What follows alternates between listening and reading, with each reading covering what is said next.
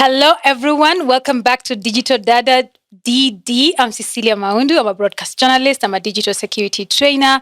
I work at the intersection of journalism, technology, human rights, with a focus on countering online abuse against women while protecting freedom of expression online. And today, my guest is the beautiful Adele, and I'm so excited. I think I'm more excited than her. So we're gonna have a conversation. Adele, karibu sana to Digital Dada, and we are Thank so you. excited. Thank you for having me. I'm very first and foremost I'm so inspired even just by your intro about the stuff that you do. It's important work and it's important to have women in those spaces. So that's great. And I'm excited to have this conversation with you. Oh, it's women like you who make these spaces worthwhile. Oh wow. Yes. Wow. So I'm really humbled on behalf of my viewers Yeah. to have you here. Thanks. So let's start the conversation. Yeah. Adele, most of the time I've seen you online doing so many stuff. You have a podcast yourself. Yes. And I can tell you, I saw you go countrywide with your podcast, and I'm like, oh, that's my dream. That's my dream. She's living my dream. So anyway, Adele, tell us about your experience being on the online platform. You know, there's an author who said there's no better time to be alive than now because of the internet. Because we know the internet is a blank check, you know, and it's just how much you decide to do with it as an individual. But at the same time, there's the dark side of the internet, which is even becoming more bigger or more pronounced because of things like cyberbullying, online harassment, and you've been a victim. So tell us your story. I think it's true. I was giving a talk just like maybe a month ago or like 3 weeks ago, and to these young women in campus about using the digital space for social change. And one of the questions like, what would you do differently? I think I would have done everything that I do, but anonymously, so that I could just like not have too many. And I don't think I get it half as bad as very many other media personalities or public personalities in the country. But it's just sometimes it gets a bit uncomfortable. But I do not take away the fact that I am able to do what I do and earn a living from it because of the digital space. As you say, there's like good or bad. But I got into the internet space in my first radio job. I was doing a drive show on 1FM. And we were a small station. We didn't have an SMS line. We didn't have a phone line, which back then was very important for radio, traditional radio. And so all we had at the time was Facebook and Twitter. There was no Instagram. This is like 2010, if I'm not wrong, around there. And so to compete with like the Kiss FMs, the Capitals and whatever, which were our direct competition at the time, we only had Twitter. So that's why I had to learn about hashtags and growing a community around hashtags. Facebook, of course, even though now people are like, who's on Facebook? It's still very important, or Meta, whatever they're called now. And being so active in that space is really how then I got poached by Kiss FM. Because at the time, they then realized that the industry was changing and they needed to have a digital footprint. And so when I moved, it was really about, yes, doing the show, which I was capable of doing, but also adding the digital element to media and where does new media meet traditional media. And so that was really my beginning in this space called the internet. And obviously it's evolved and it's kind of, now it's different because I'm wearing it as, yes, I have my public platforms as Adele, but then there's the business platforms as Legally Clueless Africa, which is my platform that houses the podcast, the video series, the tour series. And there you kind of have to change the hat and just like really be, it's almost like your customer care. You move from this to this. Yes, exactly. And still building a community, but it's a different hat, but it's fun. It's more playful. And there is, I know you've mentioned cyberbullying, and I have experienced it on Twitter quite a number of times, actually. And at the time, I think the first couple of times I used to take it very personally because I used to be like, Yanni, this person who doesn't know me, like, all they're thinking about are my teeth or like something so stupid. And I'm like, my God, I do so much other things. Like you almost want to take the person out for coffee and be like, this is what I do. And it's I used to take it very personally. And even on days when it comes when I'm a bit low, which is a human thing to kind of go through, it would like, yeah, definitely. Sometimes you cry, sometimes you question, what is this ridiculous industry that I willingly took my legs into, you know? But then there are moments where you make an example, and especially when it's cyberbullying around sexual violence, for me, I'm like, no, I have to kind of like put on a strong face and really explain the problem, you know, because Yes. it could be a teachable moment for other people, maybe not the person doing the bullying, but it could be a teachable moment for those who are witnessing it. So yeah, it's what you say, that the internet has amazing benefits, especially now for Africans and for African women. But then there's like this other side. I think my question is, we've realized, because also through research, most of the people who go through online violence are women, especially women with voices online. What do you think could be the reason behind this? Because men are also online, you know, and sometimes men are also attacked, but most of the time men are attacked because of what they have said. But when it comes to women, it moves away from that conversation to, oh, you're too fat, go to the Yeah. gym, you know, like change your hair, you know, and all that stuff. What do you think contributes to this? I think it's just the society we've grown in, isn't it? So we're in a patriarchal society that has a lot of ills. And the patriarchal society is a violent society. Exactly. And to who the most? It's violent to women. Many men haven't realized that it's also a violent system towards them. But I think there's also, you know, we have to acknowledge that the digital space has just given a platform for us to really see in real time what society kind of is. So exactly what was happening offline has moved online now. Exactly. And even better now because there's anonymity, right? Exactly. So I can get away with saying the most crass things to you and there will be no consequences because you don't know who I am. I have a Bible as my as my profile picture, or like a football team or whatever, and nobody will know who I am, and I can say all of these things that I think. And what is so scary is that sometimes it's not anonymous. Sometimes it's people who, from their digital with their spaces, real accounts. You can tell that there's somebody who's exposed, who's learned, and all of these things, and you're just like, wow, are you actually thinking this? So I think the issue is how people view women in general. We are objects. Our bodies are never ours. We're to be seen, not to be heard. And we're not meant to question or to even ask for any ounce of power. So even when I talk about issues around sexual violence and women's safety, somebody with that mindset, it's translated to, she is attacking men.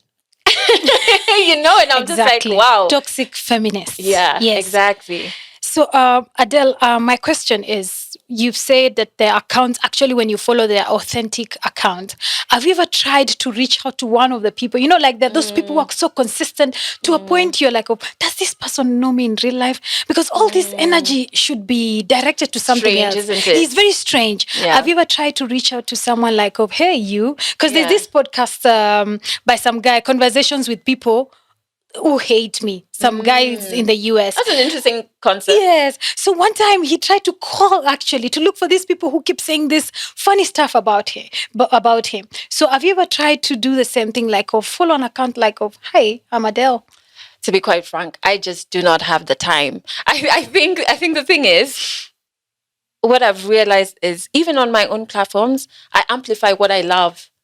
If I don't connect with something, be it a show or a song or a person, I just don't amplify that, you know? And I wish we all had the same approach of like, okay, I don't like Adelle's podcast, so I just won't amplify it.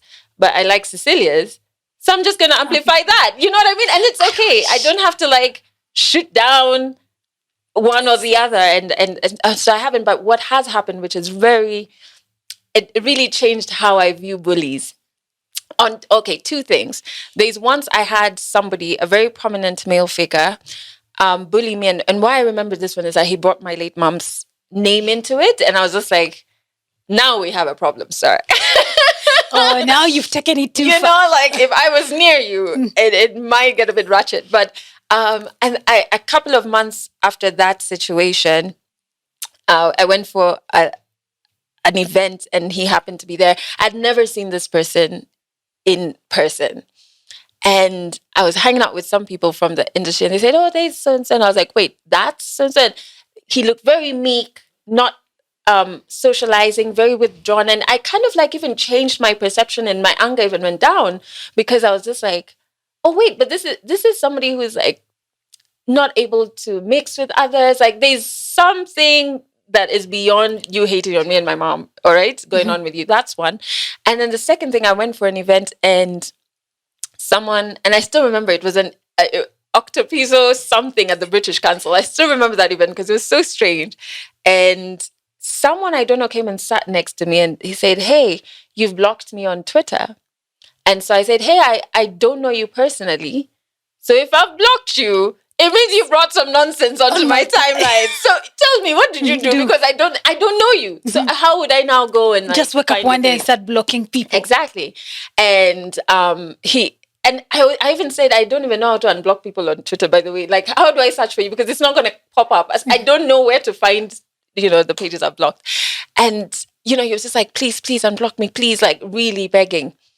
And I was just like, we have such a, almost like, we think so highly of bullies, but they're really damaged, meek people when you interact with them on a one-on-one basis. And those interactions, they make me they make me understand that this person is like this in real life, and then the internet affords them the space to kind of create this persona, but really at their hearts, that's not who they are. It's true. And it goes with that saying that they say hurt people hurt people. Yeah. Because Adelle, I don't see how you just wake up one morning, go online, see this woman being bashed left, right, and center, and you start contributing. Yeah. Something is not right. And I remember when we were doing our training to become digital security trainers, one of our trainers, because she's from Zimbabwe, and she has a name in the industry, and she said one time she met one of her bullies.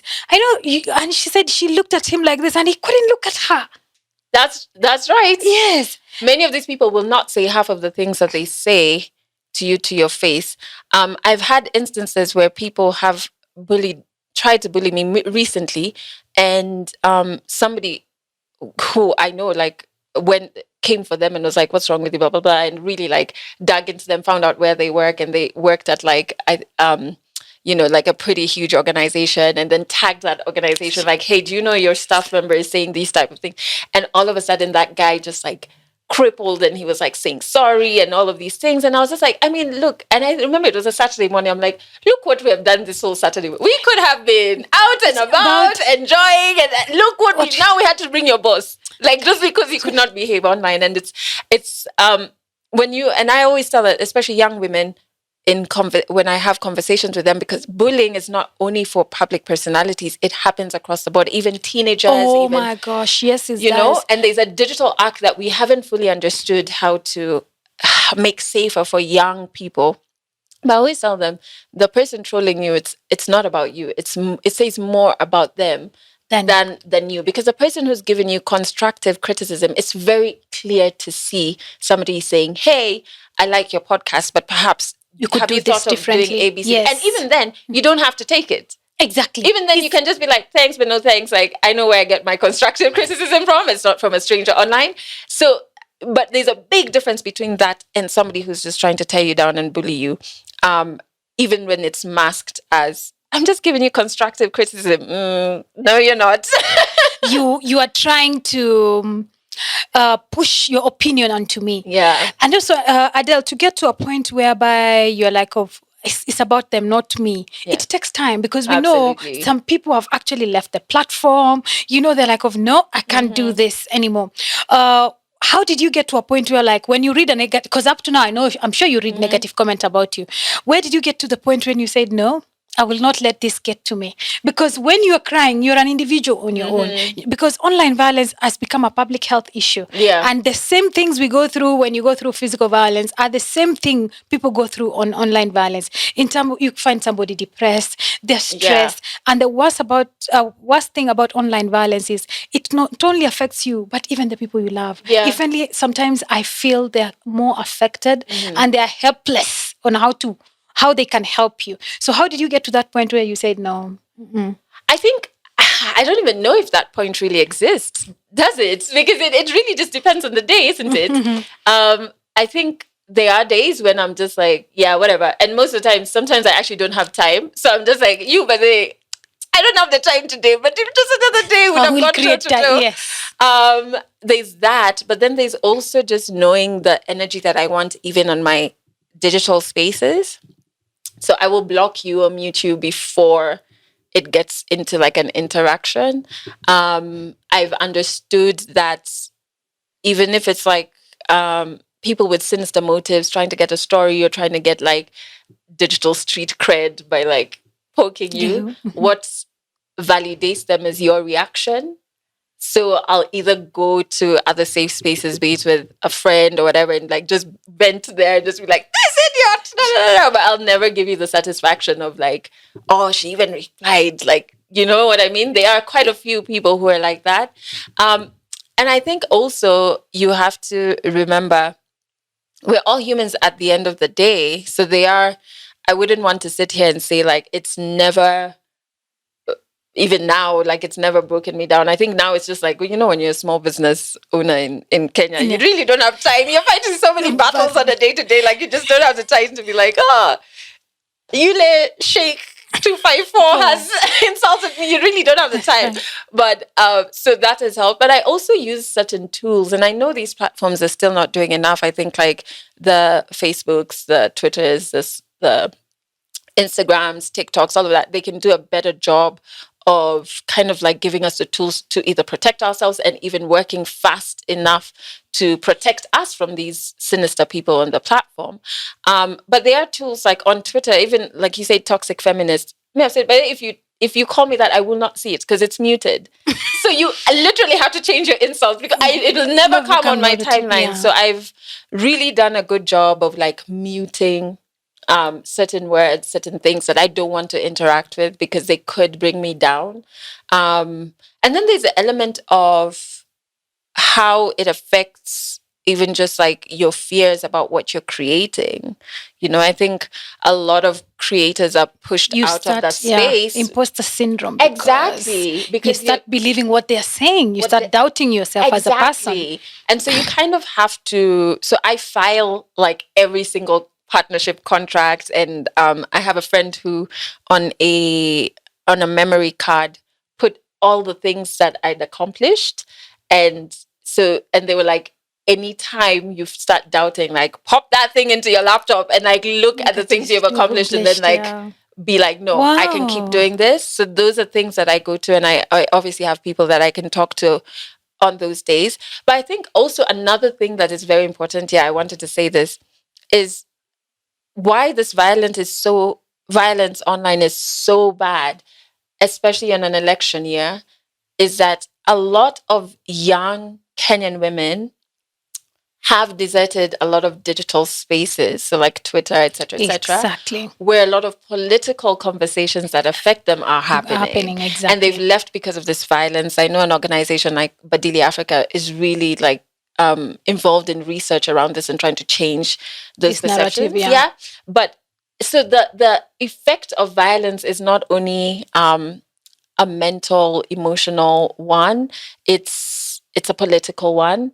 It is a financial one, because if I'm not on those platforms, I could have been on there making some form of revenue. So there's like, trickle effect. And, it's what I keep saying. When women have less spaces online, it means less spaces in boardrooms. It means less spaces in newsroom. It means less spaces in political corridors, And we see because of the toxicity online, people prefer, or you find your family members are the ones who tell you, no, please don't do that. Because I remember one time I was in a panel with a lady who was actually vying for a seat in Somali, the presidential seat. And she said it was so bad to a point the son had to keep coming in and defending her. And it went to a point where her marriage broke down because, the husband's like, oh, no, get her. He's like, no, I belong in this space. I can't let these trolls get me off this. So going back to your earlier point about the platforms, do people know exactly what these platforms are offering? One, because you talked about when they use the toxic you don't see it. Second of all, do you think these platforms are doing enough to protect their users online, because we are end users? Do you think they're doing enough to encourage healthy conversations online? So I'll start with the first one. I don't think there's a lot of knowledge around like how to protect yourself. For me, even that knowledge, I kind of like stumbled on it when you interact with other people in the space, like public personalities, or like, oh, me, I just do this. So then you collect, you're like, let me try it. Who show me? Where do I go to mute? All right. Yes. And so I think a lot more can be done in like educating people and how to better protect their spaces. And then another thing is like a lot can be done even on an individual level. I keep saying trolls grow, or people with these violent thoughts grow, because there's an army behind them, isn't it?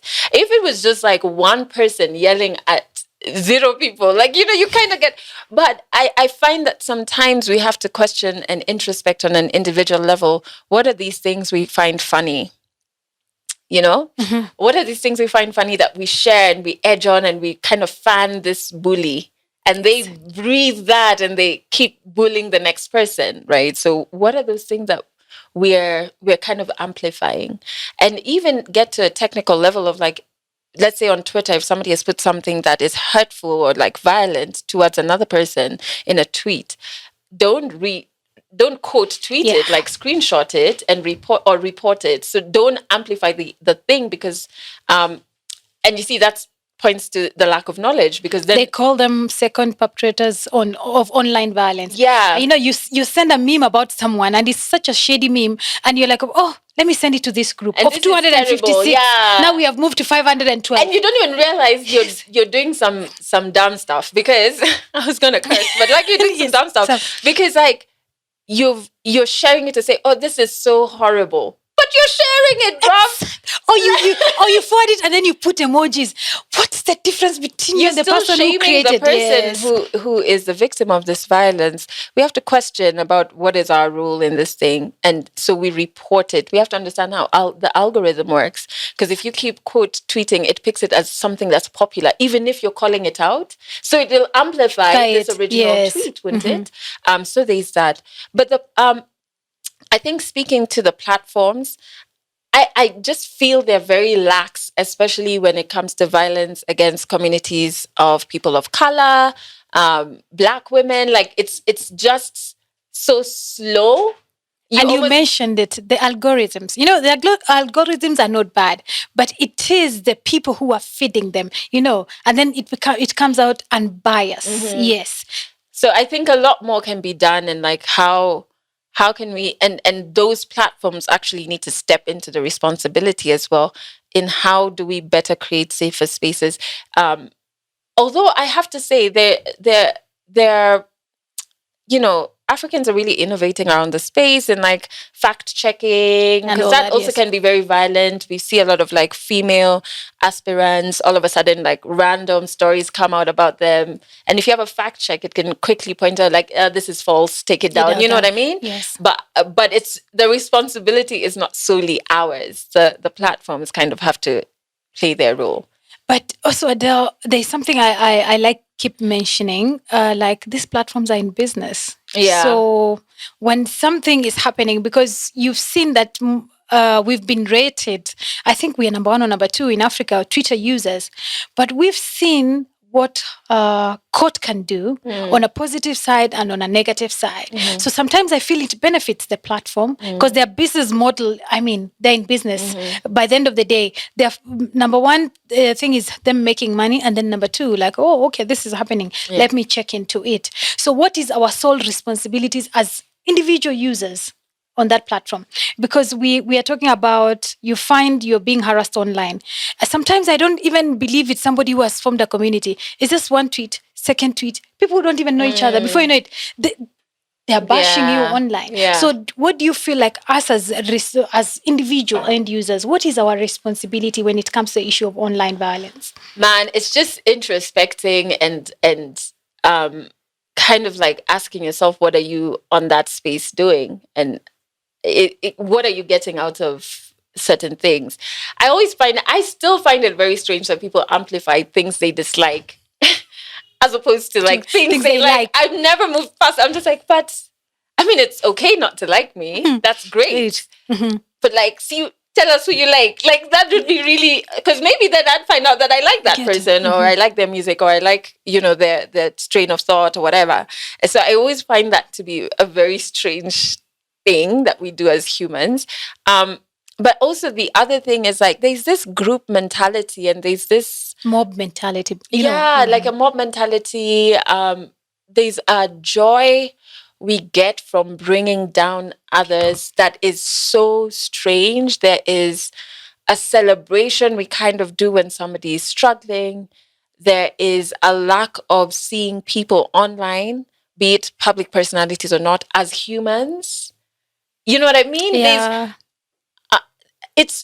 I just feel like we've kind of, either the world or life has chipped at our humanity, that it's almost like we forget it when we're on those digital spaces. I think we go back to one time I was discussing with Bina, like, we've not accepted that online violence is real violence. You know, people are like, nah, it's through a digital platform. Because as you talked about, we live in a patriarchal society. Yeah. And, you know, we've seen people go through physical violence. And because of how we've been socialized, because, you know, we are socialized in the culture that we are in, how we've been socialized is when somebody touches you, that's when it becomes violence. But when somebody just says something nasty about you, that's not violence. And, you know, you find somebody tells you, then get off the online platform, because I mean, that is the only way. So what do you think we should do to make people realize that there's somebody behind that account? You know, there's a face, there's a person who has feelings, who is going through that. You know, I've met people who've told me they cried, you know, and sometimes it's amplified by victim shaming. Like, you are the one who caused this on yourself. I genuinely feel like maybe if you'd asked me like 6 years ago, maybe my humanity has been chipped away at as well. But like maybe 6 years ago, I'd have been like, you know, we need to do a lot of more workshops with the public, try and tell them how to be more responsible online, you know, so that they don't go on and bully someone. I probably would have said that then. But now I think like there just has to be repercussions. There just has to be repercussions for online violence. If you're a perpetrator, there just has to be repercussions, because sometimes that's the only way to... It's true. The example I gave of the guy who was trolling men, it only got to the point when his job or organization he works for was brought in. That's the only time he woke up, okay, this is wrong. I'm sorry. You know what I mean? Yes. So I feel like there has to be accountability and repercussions for, you know, violence perpetrated online. It is still violence. And the more we have that, the more you will see people understand, like, I don't want to do this because there's a repercussion that I don't want to face. But right now, I mean, I think we have tried as a country, but not as much as we can. But if we have more of that, it will cement what you're saying, that this is violence, one.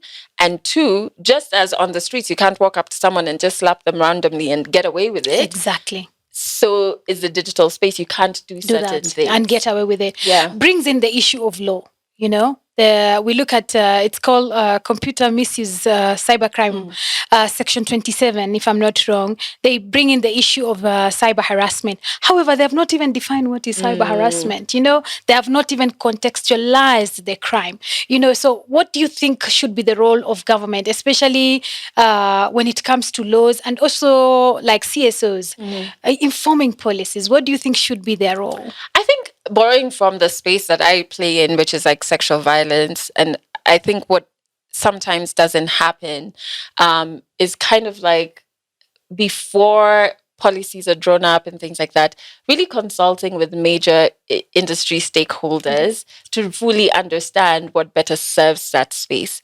And then also an acknowledgement that when you're talking about the digital space, it changes so quickly. You know what I mean? And so you kind of have to keep on, the face of bullying online changes really quickly, just as the online space changes as well. Yeah, exactly. So how are your laws, you know, representing that shift? Are they catering for that, or are they not? And another thing is like your capacity to actually enforce this law. Is it there? Because what would you need that is different from like how it would be if it was not on a digital platform. You would need certain skills, even as people in the lawmaking or enforcement side of things. So I think sometimes there's an approach that is very lax or lacks understanding of how dynamic and how very different the digital space is from like The- on ground, quad things ground. Okay, so before we wrap up, Yeah. what advice do you have for people who've gone through cyberbullying? Second of all, have you ever tried to document the abuse that you go through and, taken legal action? I have never taken legal action. I have documented it for conferences that I've been part of that look at making the digital space safer for women. So in documenting that, that's as far as it goes. But in documenting in terms of reporting, I really haven't. To be quite frank, after muting and things, I haven't really interacted with like it's my online space is a bit more silent. I'm just like, is there like a storm coming? Like, where are you guys? Because we're living in fear, like of Exactly. what are you planning? Exactly. Yes. So there is that. But so I haven't done that, and I'm fortunate enough to haven't have experienced something that I feel requires that. I know the type of things that I would actually go and report. And I haven't experienced them yet. I have had a stalker, but I have a friend who's in cybersecurity. And so we were able to kind of like arrest that situation when the legal and like the police option just wasn't working fast enough because I hadn't been hurt. Yes, exactly. So we're like, so we're waiting for me to be hurt by this guy. Okay, Yes. all right. So that's as far. But I think I really feel like the only thing I would say to people who have experienced digital violence is, and I hate doing this because the responsibility shouldn't be on them, but try as much as you can to kind of remember that it's not about you. It speaks more about who the bully is and what they're battling. It's really not about you. And try as much as possible to know the tools that you can use to protect your space. For mothers or fathers, parents in that space, you really need to be more informed. Bullying is even kids being kicked out of WhatsApp groups. Something that as an adult you might be like, oh, that's nothing. But it's the same way as when we were in break time. If they kick you out of sitting at a certain table, it's now just taking a digital face to it, and so it still feels bad for children. So you really need to be like aware of what bullying on a digital platform looks like for your children. And then honestly, everybody who's on the digital space, especially for Africans, this is a space that allows us to create revenues, to build businesses, to tell our stories in an unbiased, uncensored way. There is a responsibility for each of us not to try and bring that down and bring other Africans down on the platform. So amplify more of what you love and forget what you don't like. And if you're giving constructive criticism, let it be that. Don't bully. There's a big difference between those two. Yeah. Well, seeing we've run out of time because we would keep going with this conversation, I think we should have a part 2. I'm free. Let me know when. Yeah. So thank you so much. One of the reasons why I started Digital Dada podcast was just to let people know that online violence is actually real violence. Oh, yeah. And people suffer the same consequences, if sometimes more, and no one has the right to tell you to leave the online space. No, it's a space for everyone. We are trying to close the digital gender divide, and we can't do that if women keep leaving the online platform because of fear of being harassed. At the same time, we're encouraging women to take advantage of the digital space because it offers so much, and don't allow anyone to make you feel like you're inferior on that space. So thank you so much, Adelle, for showing up. As we said, we are going to do part 2. For my viewers and my listeners, I keep saying that the digital space is for everyone. And I think we have a responsibility as an individual to make sure that this space is safe. As I say, the law is yet to catch up with technology. So there's still so much to do to be able to protect online victims. And it starts with us as individuals. So thank you so much, and see you in the next episode.